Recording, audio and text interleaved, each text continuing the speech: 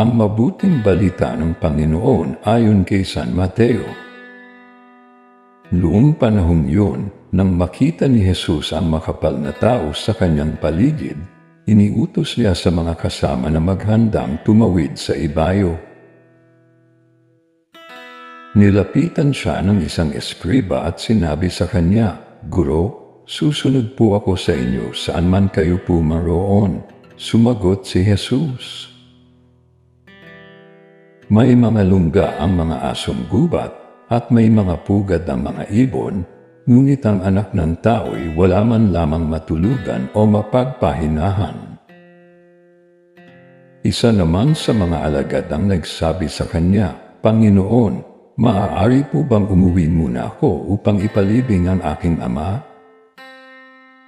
Ngunit sinabi sa kanya ni Jesus, "Sumunod ka sa akin at ipaubaya mo na sa mga patay ang paglilibing ng kanilang mga patay." Ang mabuting balita ng Panginoon. Pinupuri ka namin, Panginoong Hesukristo.